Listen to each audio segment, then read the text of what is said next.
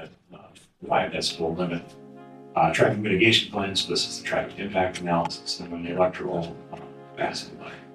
So those are all the requirements that would be required to even get to the table of a rezone being considered by this body, by the Plan Commission, and back to this body. We can certainly discuss other requirements that you would want to see in that section, but I think those are a bare minimum things that we should include in here as a requirement to even consider the rezone to this I-4. I think it's worth noting, we have no I-4 at this time. There are no proposed rezones to I-4. So everything that could ever come into the I-4 has to go through this rezoning process. Thank you, David. Great job presenting and great job with the footnotes as well. In this draft I-4 ordinance, you'll see that we reference other city ordinances that for two purposes. One, if we were to write every ordinance out in this word for word and then we change one of the city ordinances like the stormwater ordinance that's over 40 pages, we would then have to make the modification in the stormwater ordinance, and then we have to come back to this and make the modification in this ordinance as well. And secondly, we do this because this ordinance would be 120 to 150 pages if we typed everything out in there. So it is more than just the 8 pages that you see. I encourage you to look at the footnotes and look at the different ordinances in our code. And then you'll see that the stormwater is much more restrictive than anything with the DNR would have to comply with. And we got good bones here. We're far from finished. But I appreciate everyone's time on this, and we'll open it up for discussion. Brandon. Well, my first question is, let's say 2 years ago, we wanted to make a data center, and we would have had to allow that. But what kind of zoning 2 years ago would allow them to build something, and like where and under what, this is a lot more restrictive than what we had then. This is quite a bit more restrictive than we had then. So I can't speak for every data center in Wisconsin. I believe that a vast majority of them have been just considered warehouses and whatever zoning classification allow warehouses in that community. Everyone's zoning is a little bit different. We didn't have any definition of a warehouse, so I think they would have been quite reasonable to argue that they were a warehouse. And how are we defining data center in this ordinance? Because from what I understand, it's 24/7 Toketown has a small data center as part of their office building. Would that fall under this? Because I might have missed it, but I didn't see any definition of what's required. Or if there's any way for somebody to get around these requirements by saying, nope. See, we have 3 offices in this building as well. Now it's an office building and not.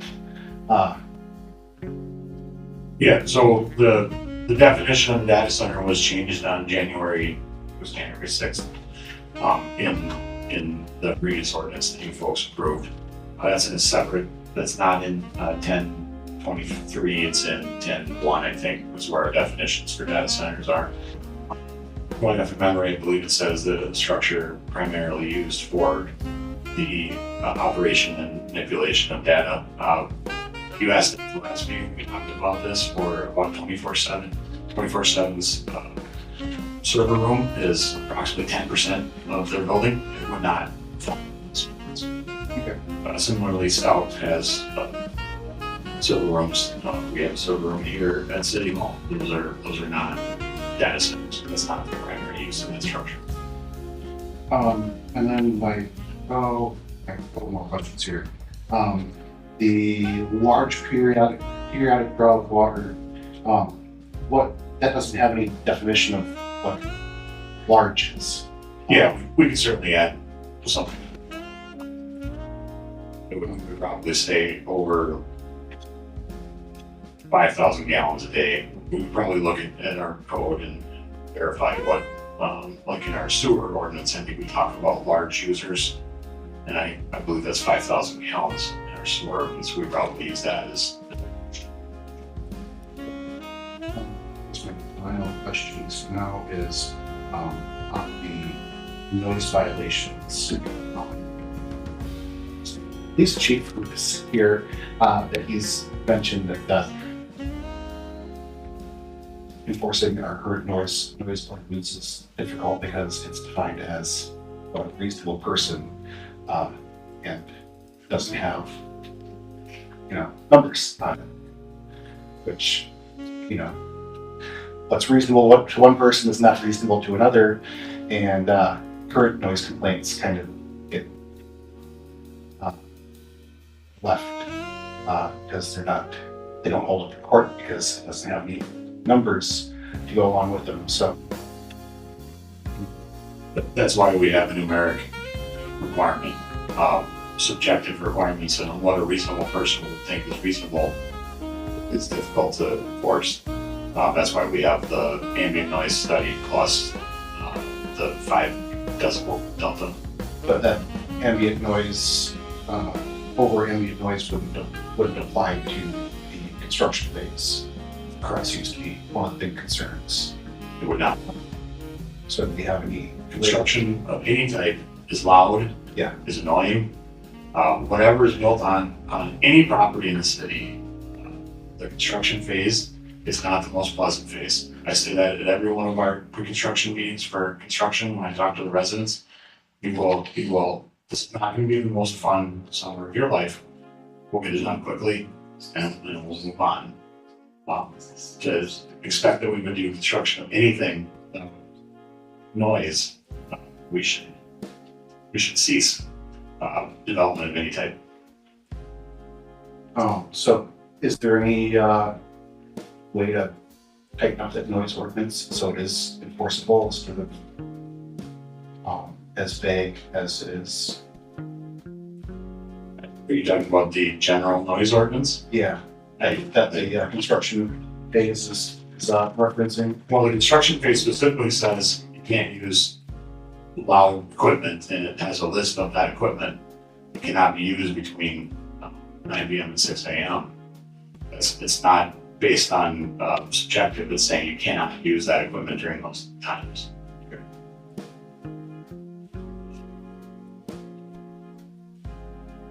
I think that's all the questions I have now. Thanks.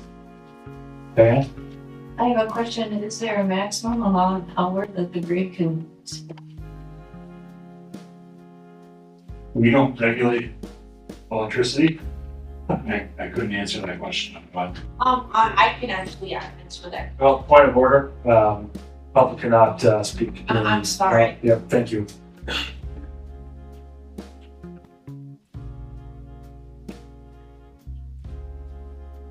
Sorry. Go ahead, Gretchen. I have quite a bit. I guess I'll just run through my list and then the questions will come out of that quick. I'll be as quick as I can. Environmental impact statements, actual studies at the start of the project isn't addressed. I of course just wanted to put that in there so that we're not forgetting that kind of thing. With regards to that, and should include the property owners are not addressed well enough because the effects to the surrounding property owners that are existing at present, that there's various kinds of adverse effects, and that should be part of the consideration upfront, I think. With regards, there's financial, there's environmental, there's water. There was water. I saw some conflicting when I was reading. I was looking at K with the water. There was about the additional. I don't know if it was a statement that I wrote about if there was additional capacity needed. Like if they did a well or whatever that's coming from the same aquifer. So that capacity, that additional capacity, but also there was a statement later that said additional, no new wells would be done during the operational phase. So I feel like those are conflicting. The no new wells versus the, if they need it, they gotta pay for it. Component earlier with the water. So I'm not sure if it is conflicting, but It is not, so it says Okay. no new wells shall be constructed on the property. We have no intention of building a well in an industrial neighborhood, particularly out near Rusk, but there's contamination from lens fertilizer. Yeah. Moving towards the river, we wouldn't put it. so with regards to the capacity, you're just talking about adding main lines from city's water? Depends on what their level of usage might be. If maybe an additional well, maybe well number 10, that we have started to plan for, depending on what usage they They would buy a, like, they buy a portion of that capacity do construct the well. or construct, okay. Okay, that clarifies what that meant. There's not really a, I know we don't want to label which renewable energy, but there's not much conversation about renewable energy usage or a percentage or a incentive to use renewable energy. That should be thought about perhaps. There's not really a square footage limit. Did I see? No. We don't have square footage limits in any of our zoning ordinances. Okay. Walmart distribution is about 1 million. I mean, is there anything stopping us from having one now for this unique? I think what if you go down the road of maximum lot sizes, maximum building sizes, what you're going to do is you're going to create a situation where they create individual lots and individual buildings, and you're going to end up with the same size site as they would have. And that's exactly how I've been trying to read this, as if I was a multinational corporation that's trying to do things the cheapest possible. And I recognize that we're trying to help us write, we're all trying to write this to catch that from not happening. But if possible, the more teeth conversation, I have it written all over before I got to the meeting. There needs to be more with regards to enforcement and not so that we're having to back and forth constantly with the company throughout the years. And like an agreement that is followed. We're not waiting for their, I don't know, corporate good graces. And we're actually taken seriously and not just somebody to work around. Noise, there's the construction time limits. I understand a data center would be a 24/7 operation. And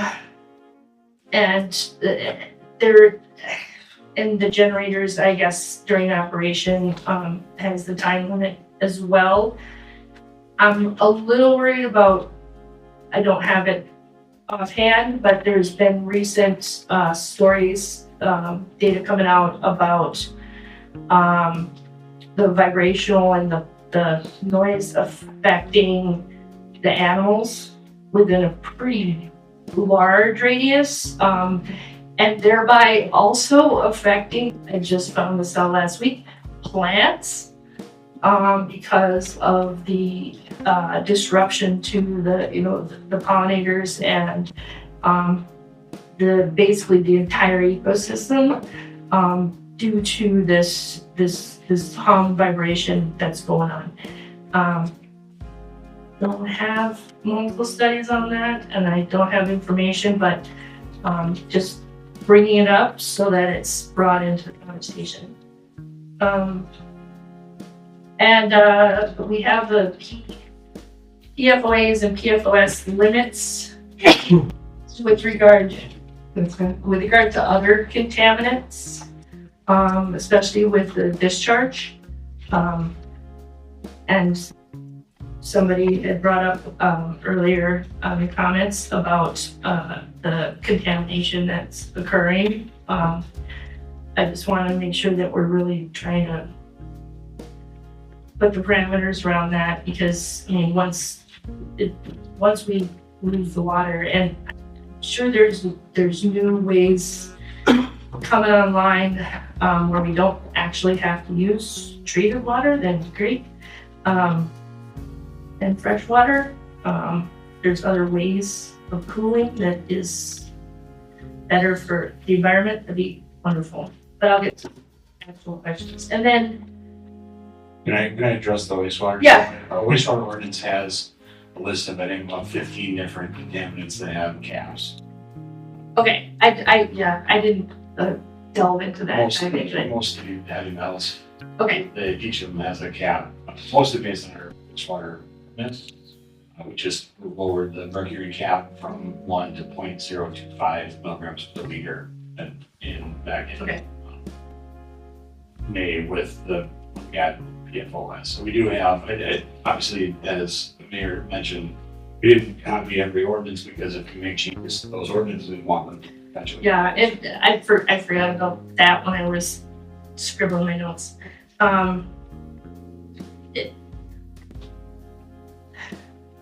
The question I did have is, when does the water conservation plan, the 3 years, start? During construction or the start of operation?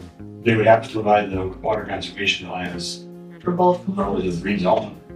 For before Okay. construction even starts. And that conservation plan is going to have different portions with construction and Yes. operation. Yeah, because dust control is, necessarily need dust control 10 years off the line, which you need it during construction. Right. I like the portion with, separating out the construction. I still feel like limiting, having a construction limit of a reasonable amount of time.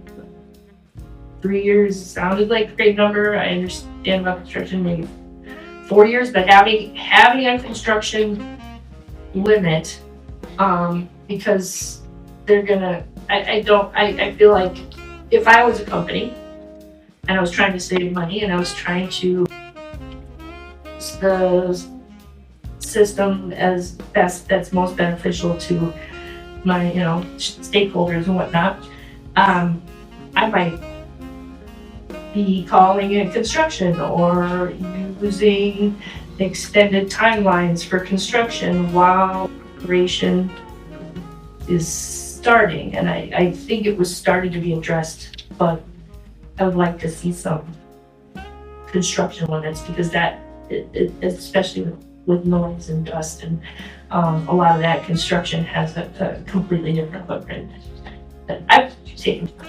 So, thank you. No, great questions, and, we've been using an environmental attorney for this. Yeah. And, we use Larry K, I'll flatter his last name, but, Larry was an attorney that was on the community side, the sand mines, the sand fracking.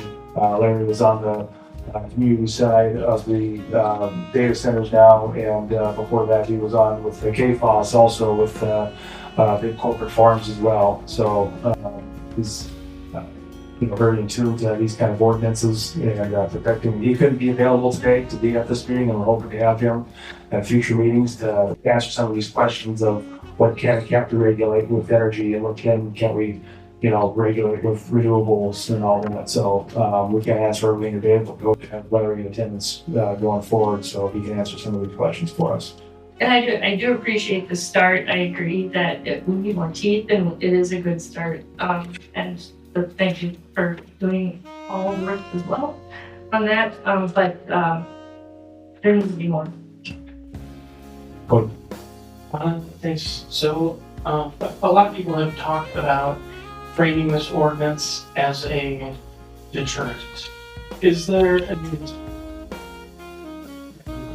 during question, but is there any risk in calling it a deterrent? Like, could it be overturned at some point just by being, let's say, oh, this ordinance is discriminatory, or is targeting this one particular, this is targeting this one particular user or use, and then the whole thing is there any issue with that sort of? That's my question. I'll try to tackle that, Cody. So there's a risk in anything that we do, whether we're creating an ordinance or some other kind of rule. To go into a discussion on risk and litigation is something we don't necessarily want to be talking about. You know, if it was us in a private situation where we're talking with our attorneys, we don't want to be talking about potential issues that we could get sued for. What the strategy would be for the petitioner to file a lawsuit. So I will leave it at this. Anything we do, whether it's something with zoning, creating an ordinance or a policy, there's always some potential risk. That is probably not quite the answer you're looking for, but that is a fact. Yeah, I mean, that's, kind of what I expected, but I just wanted to see if there was anything specifically regarding that. A couple of other things. I'm very interested in whether or not we'd be able to force them to shut down if they break the ordinance. There's been a lot of talk about enforcement, fines not being enough. Whether or not we can shut them down if they breach our rules. I'm also curious, so the ordinance would require various plans like a water conservation. Are those plans enforceable? Because say they provide a plan that says they're gonna do one thing, circumstances change a little bit, they cut corners on what they were gonna do, is that something we would consider an ordinance violation? So we would follow up with the that codify those plans and the requirement to update those plans into an agreement with the city. And then I guess a request for going forward, I would be really interested in kind of having some specific reasoning laid out for anything that gets left out of the ordinance that was included in the community resolution that Blaine brought forward. There were a lot of things in there that were good, some things that maybe aren't fit for a zoning ordinance. I just want to be very clear on kind of what those things are, what was considered, what was ruled out for legal reasons. So I'm very excited to talk with Larry when he's able to be here.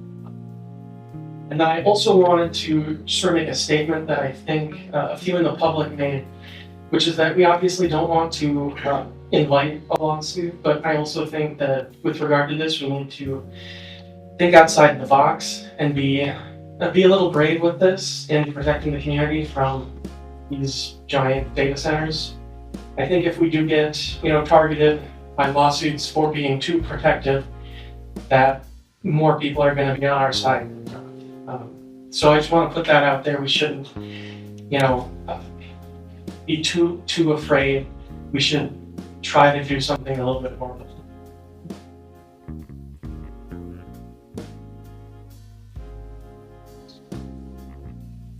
To address a couple of those things that you said, Cody, as well as other alderpersons here and the crowd as well, we can easily talk about shoring up what we can do for enforcement, fees, forfeitures, those sorts of things. I think that is certainly something that's very simple. I also think you can feel good as alderpersons that you're taking a very unique step here with this I-4 zoning and providing a lot of these guidelines. I think if you look around the state, this is very unique. You are not seeing a lot of communities do this, so you're really blazing the trail. And so I think one or two people in the crowd had said, well, being bold. I think this is a very bold step for you and everybody else in the community can feel good at that. I also feel there are protections for us as far as creating zoning, putting those guardrails there. And so, certainly someone could challenge those things in court and whatnot. But I think you can feel comfortable in being able to create those kinds of guidelines to try to make sure something fits within our community and something that's desired.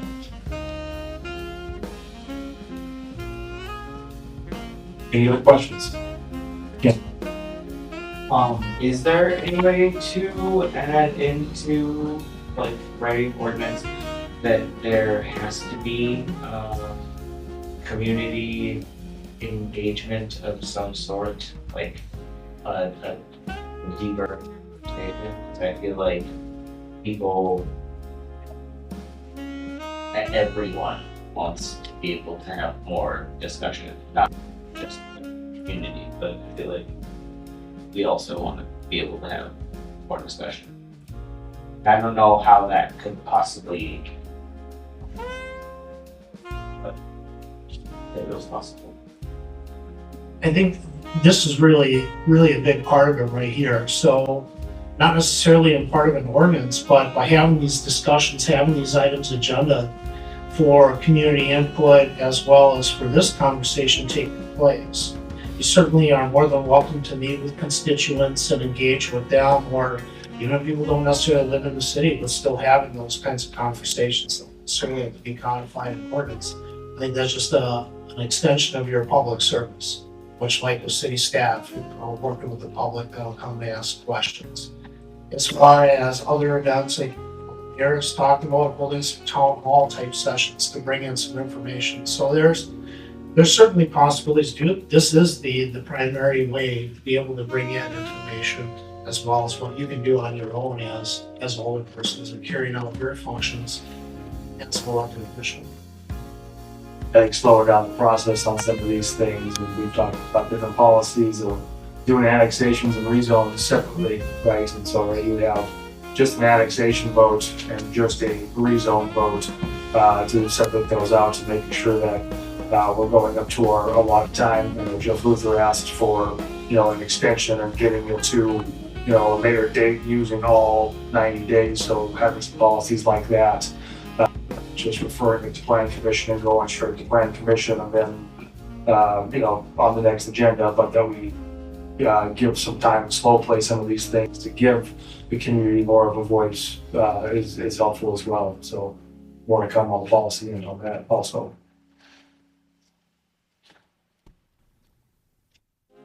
Go ahead, Jeff. Yeah, I don't have any questions, but I have a comment. This whole thing has been just eating at me for the last year, and a lot of the community members out here have been very upset.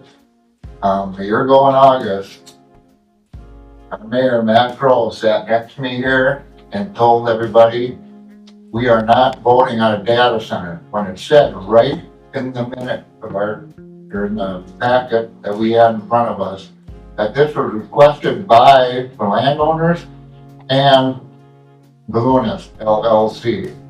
And we have a former council member who also met with community members and gave them hopes that she was going to help stop this. And she ended up. Point of order. We're not going to discuss past. What? We're not. Point of order. We're not going to discuss past. Are you stopping me? We have to stay on the topic, and the topic. I'm on the topic of this data center. We wouldn't be here tonight if it wasn't for that vote we made back in August. We're not talking about past votes and past council members. We're talking about the I-4 ordinance and this draft ordinance. Well, I just want to thank community members who got up and spoke. Lucy Lammer, she hit the nail on the head about how much thousands of dollars we could have saved the staff time and attorney fees if this thing would have been shot down last August. And Matt Crow, you ran your campaign on no data center, and now that you're the mayor, why are we even putting this on the agenda? I would like to make a move. I would move to make a motion to table this discussion and any further discussion on the I-4 ordinance in the future.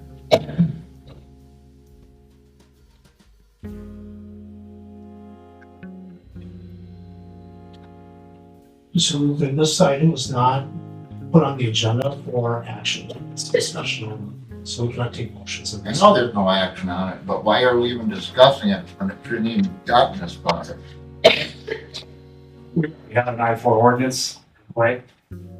The only thing that's in there is building heights and setbacks. A developer, this developer or any other developer could apply for an I-4 zoning for a data center. And the only thing they have to meet is building heights and setbacks. So this gives us more restrictions and more ability to say no to a potential development than just building heights and setbacks. If that land would have been left to agriculture out there, we wouldn't even have a data center interested in it. And then we would have had time to create a decent ordinance for a data center. If we stop talking about this right now, it's just going to be pushing it under the rug and putting it away for a different period of time. We can't just stop talking about it. Point of order. Stop talking over me. Point of order. Stop talking over me. We are going to have an orderly meeting here. We're going to follow Robert's Rules of Order. We're not going to talk out of turn.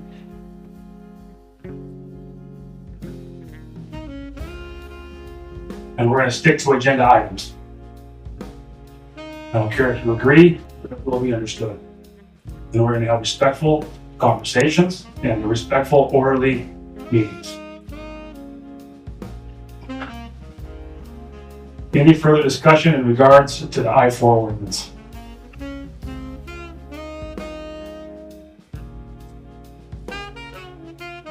Seeing none, we'll take a 5-minute recess. Council will be back at 8:42.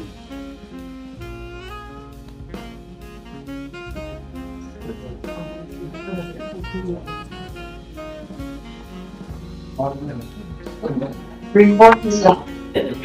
It happens.